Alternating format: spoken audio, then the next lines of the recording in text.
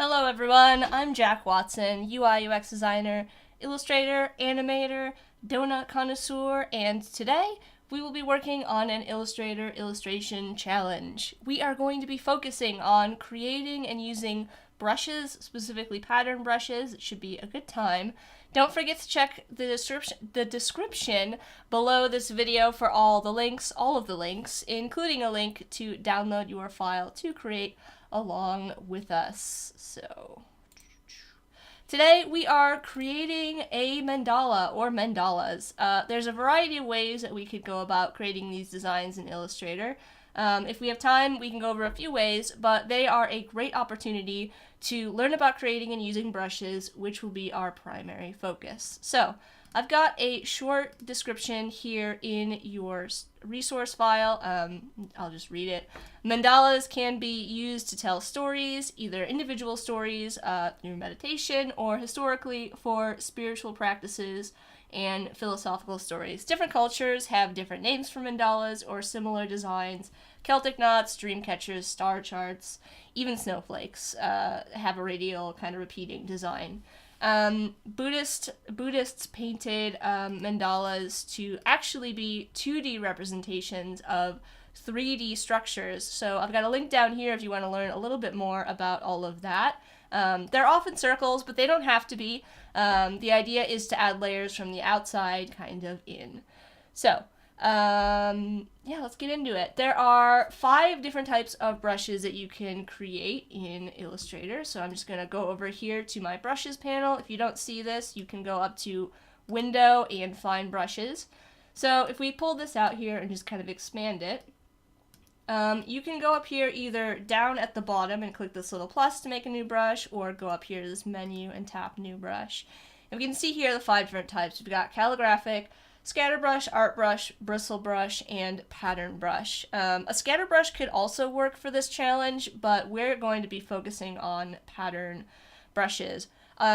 I would probably avoid these other ones because they're not really going to repeat the way that we kind of want them to do. Repeat. The pattern brush will take our shape and repeat it across like a tile on our path. So that's what we're going to be focusing on today. We are going to start by going over here, and I'm going to move this out of the way. I'm just going to move it up here. We're going to start by making just a shape. So I'm going to lock my notes layer and go to my art layer here. We're just going to start with a basic shape to build our brush, starting really simple here.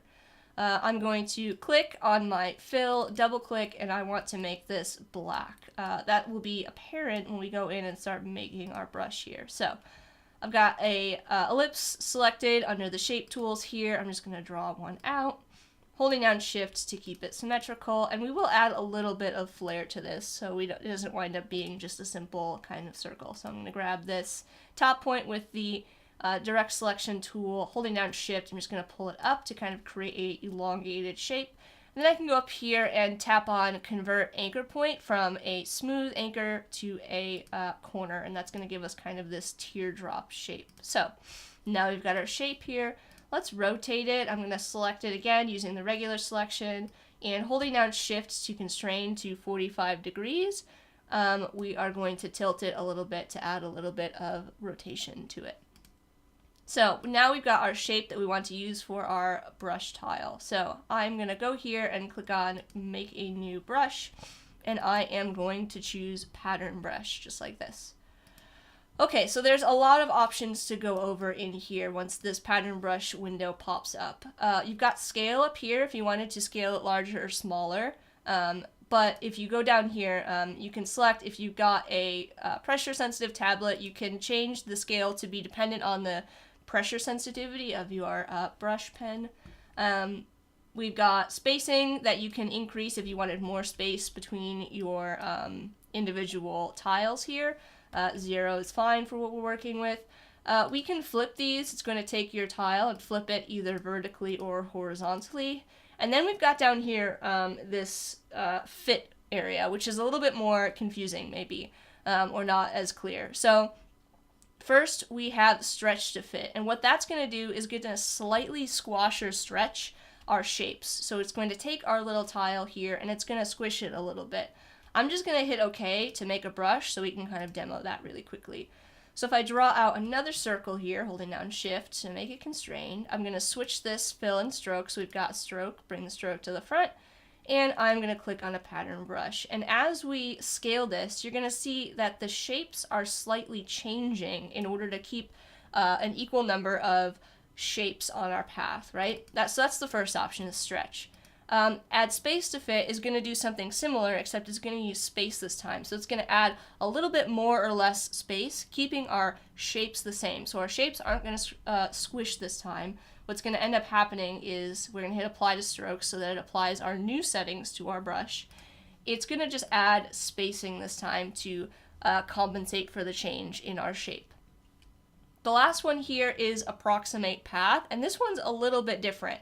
So what approximate path does is it offsets your shapes a little bit from the path. So you've got your path that's a circle here, and in order to make room for those additional shapes, it's going to slightly change the position of them on our path. So let me make sure I pick the right one there. Hit OK. This pop-up here is just asking you if you want to change all of the strokes that you already have your brush applied to have the new setting. So whenever I do this, I want to hit apply to strokes. And that's going to it might be harder to see on this one particularly, but it's just shifting those shapes and positions so that when we change the size of our brush, we can see that kind of change happen. Okay, so we got a brush here. I'm going to undo that. I want to leave this up because we got a couple more settings in here that I want to go over. And this one I think is the one that throws people off probably the most. Colorization. So by default, colorization is set to none. If you ever need a little hint here, there is this little light bulb that you can tap on, and it pulls up this window that will give you a little visual indicator about what each of these options does. But if we just kind of take a look over here, starting with none, if you have it set to none, which is the default, it means it's going to keep our black color that we had for our original brush. So whatever colors you used in your shapes originally, that's what's going to stay no matter what you do. If we say okay and we leave it at none, and we take a look at this, if we try to change this stroke color to purple, literally nothing's going to happen. It's not going to change because we have no colorization applied to this. If we go back in here, if we choose tints, now this is going to use tints of the color that we choose for the stroke and apply it to our shape based on the original value color. I know it's a little bit confusing, but you can kind of see it here that it's not adding any shading, it's just using tints or like percentages of that purple color and applying it to the brush. So in our case, our brush is 100% black, so it's going to apply 100% of that tint to our brush. So if I hit OK with tints selected, you're going to see all of a sudden that our purple is coming through really clearly. We also have this other option here called tints and shades, and that's going to combine your color of your stroke, so in this case purple, with the black that we chose for our original brush color. So it's going to mix in some black to create those shades. That's not going to work so well for our brush because we're using 100% black for our brush, but if you were using like 25% black or like a shade of gray, it's going to mix that in with the color that you choose. So it's kind of mixing colors. That obviously, like I said, that won't work for ours because we used 100% black. And then finally down here, we've got this crazy one called hue shift. This one works if you've got a lot of colors, like you're using a brush that's got multiple colors in the original shape, like they've shown here with this little paint tube here. Red, when they apply red, you can see it's got purple in here, but when they apply green, it's shifting that hue, all of the hues inside of the color to be complementary with the new color that you chose. So it's doing a hue shift. It's a little bit different. It works mostly if you're using like multicolored brushes. So kind of a quick overview of how all of these different settings work. I hope that helps clarify how the colorization works on here. And we are just going to go with tints so we can see our color. Okay, so now we've got our brush here. It's got a color applied to it. Now this is all great and everything, but what if we wanted to make this and we said we want to make our mandala have a square? Well, we've already kind of run into a problem here, right? We've got these corners here, which aren't so much of an issue when we're working with the circle brush. They become kind of a problem when we're working with a square or a more sharp edge. And you can fix that really, really easily. You can actually edit your brushes after you've created them. So I've created this brush here. I'm just going to click in the window and I'm going to drag it out into my artboard. So now I've got the tiles, you can see here, this left one here is represented over here, and these over here are representing my path tiles, and they've been pulled out over here. So if we kind of zoom in and we take a look at what's going on over here in our layers panel, I'm going to open up this group, I'm going to open up these groups, and you can see that we've got the original tile here, our original shape, the corner shape, and each of these have these little invisible boxes beneath them. And they're kind of like containing or masking all of the contents of our brush. So to fix this corner problem, I'm actually going to delete the old corner because I don't need it. And I'm going to select the new, this shape here that I want to be the corner. And I can just drag this using the selection tool. And if I'm dragging it around, I'm going to hold down Alt. And when I do that, you can see that it is highlighting specific squares on my pattern brush tiles here. And when I drag over that corner and I release, it's going to replace it. So now we've replaced that corner on there, and when I hit OK and I say apply to the strokes and I zoom out, we've now fixed that corner issue. Now we might need to make a few more adjustments here, but it's already like kind of fixed our problem. It's fixed that shape so it doesn't look so strange. Okay, so now that we've kind of looked at how we can modify brushes, we can also use that same technique to solve a couple of other problems you might run into with brushes. How's everybody doing in the live chat today? We've got a live chat over here on behance.net/Adobe Live. You can ask questions and chat live with us every day at 11:30 a.m. Pacific. I know I saw a little bit earlier somebody in our live chat had said that they had requested this as a topic, so I'm excited to see that you are enjoying the stream today. Alright, so I am going to delete all of this, and now we're going to make a totally different type of style brush here. Let's say we wanted to make a brush that didn't have any space in between it. It was completely connected, so like a link, like chain link or something. I'm going to grab the ellipse tool, and I'm going to draw out a ellipse, holding down Shift to constrain it. We're going to apply black to the stroke, and I'm going to bring this up quite a bit, maybe like 10. Let's make it smaller, and make it 10. 12. That looks good. Alright, so we've got a line here. I'm going to hit Command C and Command F to paste in front. Holding down Shift, I'm going to slide it over. So now we've got these two shapes that we want to make a brush with, right? I'm going to select both of these and I'm going to hit Make, and I think, man, I've got this great brush. It's going to connect seamlessly and make a really cool shape. And I'm going to say I want to use tints because I want to have color. Everything is good, right? Everything is like going to work out in my favor. Everything's going to be great. And then I go and I make a circle and I apply my brush to it. Well, it didn't quite work out how I expected, right? I've got these weird gaps. So what I'm going to have to do is make an adjustment to this brush. So I'm going to hold down on this brush and I'm going to drag it back out onto my artboard. Again, I don't really need the corner here. We could go through and fix the corner, but I'm mostly focused on dealing with this. So we've got our shape here from our brush, and if I open this up, you can see a similar kind of thing going on. We've got a invisible box, and we've got two circles. In order for this to tile, what we need to do is we need to crop it so that it repeats along the center of our circles. So with my invisible box selected, I want to hold down Alt or Option and drag until it snaps to the center point of my circle. Sometimes this can be a little bit tricky to do, so an alternative is you can select using the direct selection, the top corner, holding down Shift, the bottom corner, and then I can just select one of the center points of my circle, and I can, in this case, I'm going to align it right. So now it's aligned with that center. I'm going to go over here, I'm going to do the same thing, holding down Shift with the direct selection tool, selecting that center point, and I'm going to left align. So now we've got this center shape here, and a way that you can kind of test whether or not this is going to repeat how you want it to is we can select everything. I'm going to hit Command C and Command V just to paste, copy and paste, and I'm going to ungroup this a couple of times. And I want to make a clipping mask. So in order to do that, the object that I want to mask needs to go in front. So I'm going to select that back path, and I'm going to go to Object, Arrange, and I'm going to say Bring to Front. I'm going to select both of these. I'm going to right click and choose Make Clipping Mask. So now we've got this weird shape, and you're like, that's never gonna work.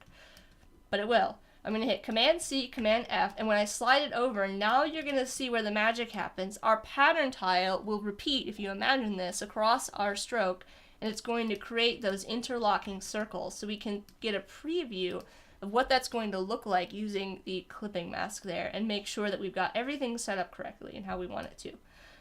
I'm going to delete that since we don't need it anymore, and now I can just select all of this the way that it is with that invisible box, drag it over, holding down Alt or Option, and replace our pattern tile just like this.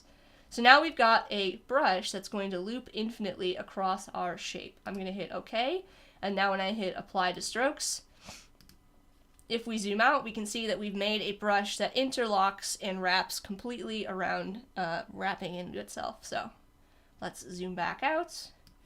So now we've got a couple of brushes made. I'm going to just pop my layers panel back over here so that it's kind of out of our way. And now we can start to think about how we might want to build our mandala and how we might want to construct this. So I'm going to drag all of this stuff kind of off of the artboard. And there's a couple ways you could go about doing this. The idea here, remember, is to work from the outside in, layering different pieces and parts to kind of construct a mandala. So I can just drag out a circle here, creating this shape.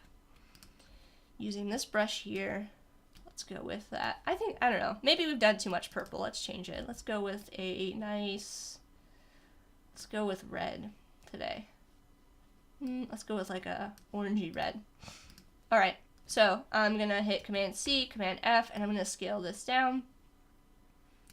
And I could change, I've got scale strokes and effects turned on, so if you go into preferences, you can turn that on and off. If I turn that off, what's gonna happen when I make a brush is it's going to keep the stroke weight. So if I change it to 1, hit Command C and Command F and scale it down, it's going to keep that stroke weight. So I'm going to select my outside one, I'm going to make it larger, we'll make it 1 point, and I'm going to select this inner one and we'll make it a little bit larger so it's not so small. 0.25 looks good. And then I'm going to change the color. I'm going to change the color of this outside one, and let's choose like a yellow, like a lighter yellow. Great. So I'm going to select both of these brushes, and you can actually use these with blends. So I'm going to go Blend Make, and it's going to add the transitioning the colors and the brushes as, you know, towards the center. So I'm going to go to Blend Options, and I can add a few more if I go to Spacing and choose Specified Steps, and just kind of use the arrow to bring them up here so we can start to add some additional shapes. Can hit OK. I can even go to Object, Blend, and hit Expand, and it's going to give me all of those shapes. If I go to Object, or I right click and go to Ungroup, now I've got all of these shapes I can play with. I can adjust the spacing on them if I want to, kind of making these fit a little bit closer in here. So now we've got one kind of idea that we could play with for a mandala. Another kind of idea that we can play with is layering these shapes together. So I can use all of these different brushes in here. I have put in your starter file a couple of different ones that you could play with, and you can take these apart, bring them onto your artboard, figure out how I made them, recreate them, you know, experiment and explore with the brushes. So I'm going to draw out another shape here, another circle, just like that. And I'm going to apply our fun circle brush here. I'm going to scale this one down, bring this over. This time I'm going to make this one a little bit larger, maybe like 2 points. And we'll go with a different color. Let's choose, let's see here, how about maybe green? Maybe we'll go with like, I don't know, or blue. Let's go with blue. Alright, that looks good to me. And now we can start to layer these brushes using different ones on top of each other. So I'm going to hit Command C and Command F to copy and paste my shape.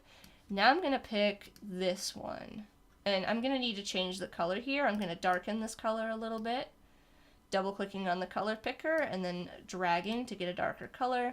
And then I'm going to go into my layers panel. I'm going to select the back one there. I'm going to make this one a little bit lighter, just so we can kind of see our color over top. So that's pretty cool. I might want to bring this down, maybe like 1 point, something like that. Now we can do something really interesting here. This one's got a really nice texture leading from lighter to darker dots, which gives it kind of like a little bit of shading. I'm going to hit Command C and Command F, and there's one other kind of trick that we can do here. So while this is looking really interesting, I kind of want it so that the brush is going the opposite way, right? I want to have a brush that goes the other way. But if I go in here and I double click and I change my brush settings to be flipped, it's going to flip both of them, and I don't want that. I only want one of them to flip, so I'm going to hit cancel. I'm going to go over here to my brush, and I'm going to duplicate this brush, and now I'm going to apply the second brush that I made by clicking on it to that inside shape. Double click on it, I'm going to choose flip across, and I'm going to hit OK. I'm going to say apply to that stroke, and now we've got this really cool kind of like shading almost going on the inside of our shape here. So we've kind of modified that brush, making a copy so that we could use it in a different way in our design. So, and you can just kind of go in here. The idea is just kind of to experiment with these brushes and try out different things and see what kind of like designs you can create using these different shapes. This one here is just using these different kind of like lines that kind of meet, so you can see it kind of creates this flower petal shape. And then we've got, let's do one more, scale this down a little bit, and we'll pick like maybe this one, 0.5 or something like that. There we go. So now we've got two kind of mandala designs. We can set this up so that it looks nice, kind of centered on our artboard. I'm just hitting Command G to group them, Command G. So we've got two groups here, and then I'm going to center this design specifically on my artboard. So I've got it selected. I can go up to my options and make sure I've got Align to Artboard selected. I'm going to hit Horizontal Align Center and Vertical Align Center. Again, I just select everything, dragging with the selection tool and hit Command G. That's going to group it all. So now we have got our design here for our mandala. And I can go up here and I can choose File, Export for Screens, and we can save this out to share in our Creative Cloud community for Illustrator. The link is in the description below to our Discord. Be sure to go and join it. And I'm going to go here and I'm going to choose in Export for Screens. I'm picking Export for Screens because we're working with screens. We're saving and we're uploading to screens, which, you know, is our Discord. It's all online. So if you were working with print, you would pick a different option. You would pick just an export or something. Actually, let's go up here and look. Yeah, you would pick export as. So, or save as. I'm going to go back up to export for screens, and I'm going to choose a location here. I'm just going to throw it onto my desktop. I'm fine with a PNG, but you can choose a JPEG as well, or an SVG, which can be a lot of fun to play with, PDFs. And you can go into your settings here, and let's say today we want to have a transparent background. We want to be adventurous. So I'm going to pick a transparent background for our PNG, and I'm going to say that's fine. Now we're going to export it out. It's going to do the magic for us, and I can pull over our Discord here. So everybody in our Discord has been sharing their awesome work. We've got Valentina sharing their album cover. It looks really great. Love the blends. Gonna scroll up here and see what we've got. Lots of people sharing the text effects that we did yesterday to make the oh gosh, the esports logo. I love the color contrast on this one. The like red and just like pops really nicely over the blue, and also this panther over the top, like perfect placement. Let's scroll up here. The mascot on this one is super cool. Love the menacing kind of personality that you captured. This was Umer down here with the panther. We had Zakic with the devil there. Let's scroll up. Got another Seema with the Yeah, and we've also got mentors here in the Discord to provide you feedback, and also other members of the community, and everybody's just doing a great job with the challenges. Everybody's work looks awesome. So we can then drag our file into our Discord here, and we can just hit enter or, upload. So now we've got a nice, I don't know if I'd go with transparent, but there we go. You might want a light background for that one. So, let me switch over so you can see my face. There we go. Thank you all for hanging out with me today for an Illustrator illustration challenge. We created a brush. Well, we created several brushes, and we used them to create a mandala using modifications to those brushes, scaling. We looked at colorizing. We checked out all of the options in the pattern brush. I'm excited to see what you all come up with. We're live here every day, 11:30 a.m. Pacific time at behance.net/Adobe Live. And be sure to stay tuned on Behance for more live content. Bye, everyone.